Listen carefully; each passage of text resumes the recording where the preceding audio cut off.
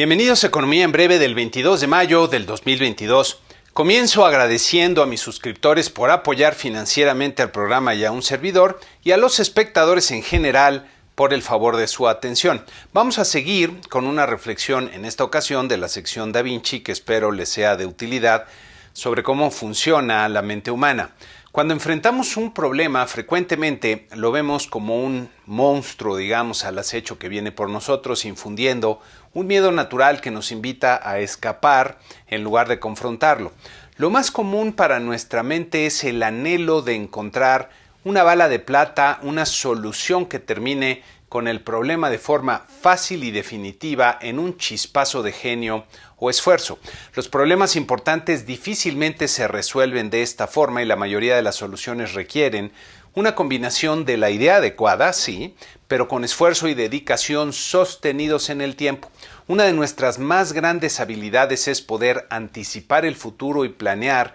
una estrategia de acción para resolver los problemas. Como dice Robin Sharma, el progreso es resultado más de la evolución que de la revolución. Además, aun cuando se consiguiera la bala de plata para acabar con el monstruo, tienes primero que enfrentar y vencer el miedo y además desarrollar un plan, una estrategia para aumentar nuestras probabilidades de éxito. Frecuentemente hace falta mucho más que una bala de plata para resolver nuestros retos. Siguiendo con el ejemplo, hoy nos enfrentamos al monstruo de la inflación que fue creciendo y desarrollando fuerza frente a nuestros ojos mientras tratábamos de convencernos de que no era un problema y de que se iba a ir pronto. Afortunadamente, tenemos las balas de plata con la política monetaria, que son las únicas con el tiempo y la firmeza adecuada que terminarán con el problema. Esta semana tuvimos una combinación curiosa de indicadores y eventos y vamos a pasar a ellos.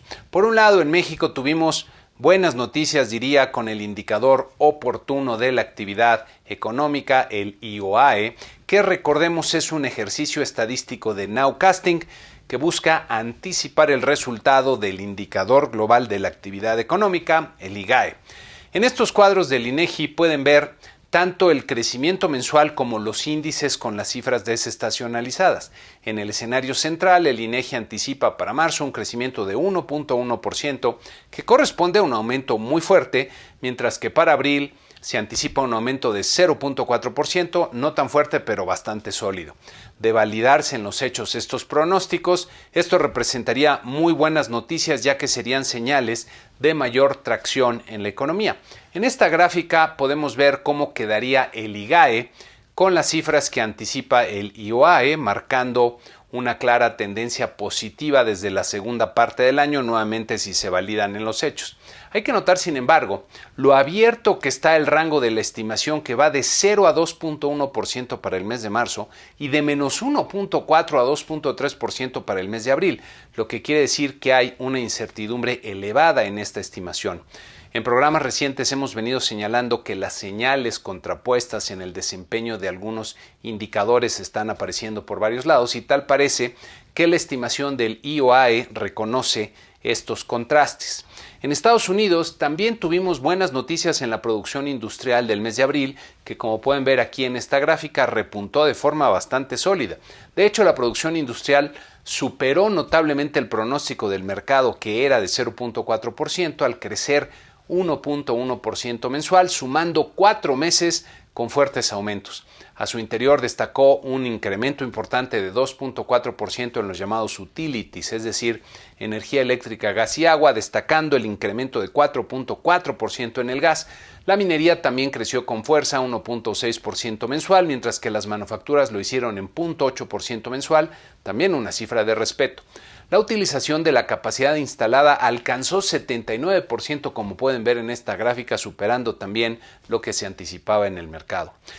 Ante estos resultados positivos en los indicadores, llama la atención el comportamiento de los mercados accionarios, que como pueden ver en este cuadro, presentaron en promedio una variación menos escandalosa, pero los mercados estadounidenses siguen cayendo de forma pronunciada, acumulando en el año una pérdida de doble dígito que en el caso del índice Nasdaq tecnológico superó el 27%. En esta otra gráfica puede verse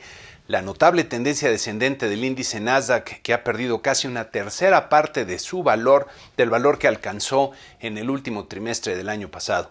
Me llama la atención que las buenas cifras de los indicadores no alcanzan para contrarrestar los temores que comienzan a aparecer en los medios especializados sobre una posible recesión en la economía de Estados Unidos y del mundo, como podemos ver en este par de ejemplos recientes. Una de las razones detrás de las caídas en los mercados accionarios es que varias compañías, entre las que destacan algunas grandes empresas comerciales, han advertido que sus ganancias hacia el futuro podrían verse seriamente disminuidas ante los crecientes costos e inventarios sobrados de mercancías que los consumidores no están adquiriendo. Cada vez queda más claro que la Reserva Federal y de hecho los bancos centrales en general tendrán que apretar su política monetaria todo lo que sea necesario para contener la inflación, como esta semana fue el mensaje que dio el presidente de la Reserva Federal, Jerome Powell. Regresando a México, esta semana se realizó la encuesta de Citibanamex con algunos resultados interesantes. Para empezar, los pronósticos de crecimiento del PIB se movieron poco durante mayo, como pueden ver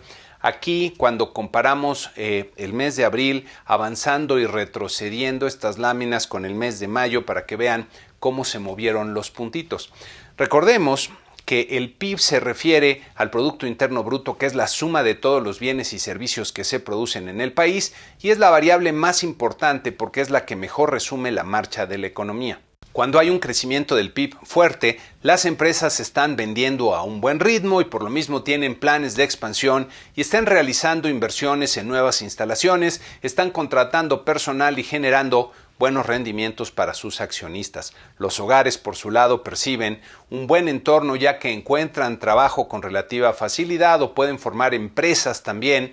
y tienen buenas perspectivas de sus ingresos que les anima a realizar compras importantes, lo que a su vez retroalimenta las ventas de las empresas. Por el contrario, cuando el PIB no está creciendo o incluso se está contrayendo, entonces las empresas tienen problemas para vender, están batallando financieramente, recortando sus planes de inversión, sus gastos y posiblemente su personal. Los hogares tampoco la pasan bien, ya que muchos pierden sus empleos o ven a sus empresas quebrar, por lo que dejan de tener ingresos o restringen su gasto de forma importante, dejando de comprar y retroalimentando entonces menores ventas para las empresas. Cuando el crecimiento de la economía es bajo, como lo está haciendo ahora en México, tanto empresas como hogares son más cuidadosos en sus finanzas ya que no le están pasando muy bien. A pesar de los pronósticos que ya vimos en la encuesta de Citi, aunque son modestos y todavía positivos, se han comenzado a generar también aquí algunas advertencias sobre la posibilidad de caer en recesión y yo creo que esto es algo que iremos viendo más adelante. Cabe notar que los vientos en contra para la economía no tendrán únicamente un origen externo, sino que internamente tenemos a nuestro presidente haciendo más aire que un huracán. Esta semana llamó la atención que López Obrador dijo literalmente que se vayan al carajo, refiriéndose a los conservadores que están muy enojados, según él, por la contratación de 500 médicos cubanos, luego de que argumentara que en México no tenemos los médicos que se necesitan porque los que tenemos no quieren ir a trabajar a lugares como Echojoa en Sonora, donde estaba haciendo su política. Llama la atención que el presidente pierda los estribos de esa forma y con un tema tan absurdo como este, ya que en México hay muchos médicos a la espera de una oportunidad de trabajo y no se justifica recurrir específicamente a médicos cubanos que, como explica el ministro en retiro José Ramón Cosío, primero tendrían que ser acreditados en sus estudios y capacidad migratoria, justificando también que no haya mexicanos aptos para ese encargo. Tampoco tiene lógica económica, financiera y operativa tratar de atender con 500 médicos a las miles de comunidades de menos de 10,000 habitantes que hay en el país como Echojoa. Además de que esto es un reconocimiento implícito del rotundo fracaso que ha tenido las ocurrencias de salud pública en esta administración. El enojo del presidente me parece también es un reflejo de que las cosas no le están saliendo bien, especialmente en algunos temas a los que es muy sensible. Me parece que no es coincidencia que este exabrupto viene después de nuevas noticias de corrupción en su círculo cercano, ahora con Carmelina Esquer, hija de su secretario Alejandro Esquer, y directora de la filial de Pemex, responsable de las operaciones comerciales en el extranjero, luego de que se revelara en los medios que tiene una casa en Houston, valuada en 8 millones de pesos, y se señalara en los medios que Pemex pues mantiene en secreto la nómina y los contratos con proveedores importantes. El problema fundamental que impide que la economía mexicana funcione mejor es que el presidente quiere imponer sus deseos sobre los agentes económicos en lugar de producir las condiciones adecuadas para que tanto empresas como hogares puedan cooperar de una forma más efectiva.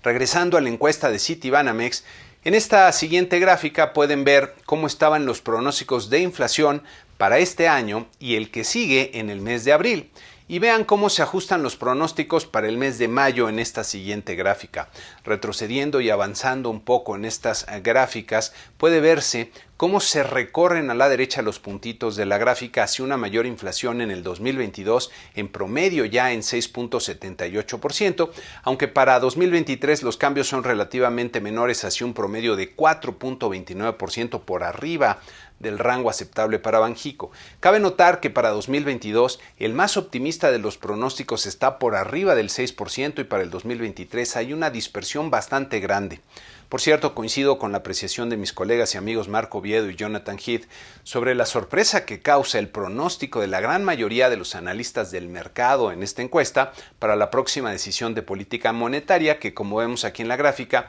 espera un aumento de 50 puntos base, pero cada vez hay más señales de que Banxico podría ir por los 75 puntos base. Por otro lado, la agencia calificadora Fitch Ratings ratificó la calificación de la deuda mexicana en BBB- y con una perspectiva estable, lo que representa, diría, una buena noticia en el entorno actual. Entre los factores que apoyan la decisión, Fitch señala tener una política macroeconómica prudente en el país, finanzas externas robustas y estables y una relación deuda pública a PIB estable, proyectada estable y en niveles por debajo del promedio de otros países con esta calificación. Entre los factores que son limitantes para la calificación señalan una débil gobernanza, un desempeño pobre en el crecimiento de largo plazo, una política pública afectando a las perspectivas de inversión y los pasivos contingentes de Pemex. Debo confesar que una baja en la calificación de la deuda soberana pues lo veía bastante probable en los 2 años anteriores, pero la firme convicción de no gastar por encima de los recursos disponibles que tiene el presidente ha evitado esta amenaza. No obstante, debe notarse que las finanzas públicas están en una situación estructural mucho más débil a lo que se percibe con un vistazo superficial a las cifras, ya que la capacidad operativa del gobierno federal se ha deteriorado significativamente en varios frentes. Esto implica que la posibilidad de un deterioro en la calificación crediticia sigue siendo una amenaza que podría cobrar más relevancia, tal vez durante el 2023. Para terminar con los indicadores de la semana, nuestro tipo de cambio registró una apreciación importante, terminando por debajo de los 20 pesos por dólar, como pueden ver en esta gráfica, lo que de alguna forma sorprende ante el mal desempeño de los mercados accionarios en Estados Unidos. Sin embargo, nuestro mercado accionario también tuvo una buena semana, ganando 3.9% y terminando en los 51.518 puntos, como vemos aquí. Tal vez los buenos datos de actividad económica ayudaron a que el mercado tuviera un rebote luego de las bajas de semanas previas. Me parece que habrá que mantener la cautela en las decisiones de inversión porque el entorno financiero global pinta para una mayor turbulencia en los próximos meses. Habrá que tener cuidado. Para la semana que inicia tendremos mucha información importante tanto en México como en Estados Unidos, como pueden ver aquí en esta lámina. El martes, comenzando en México, tendremos los resultados de inflación de la primera quincena de mayo, que ya veremos si arrojan una nueva sorpresa al alza. El miércoles será un día cargado de datos con el Producto Interno Bruto del primer trimestre, las cifras detalladas, ya conocimos el avance. Se tendrá también el IGAE, el Indicador Global de la Actividad Económica de marzo, la balanza comercial de abril y la balanza de pagos del primer trimestre. El jueves tendremos las ventas comerciales y sobre todo las minutas de la política monetaria de Banco de México. En Estados Unidos, el miércoles tendremos también las minutas de política monetaria de la Reserva Federal y las ventas minoristas, mientras que el jueves se publicarán los datos del PIB del primer trimestre en su primera revisión y el viernes tendremos el reporte de ingreso y gasto personal en consumo.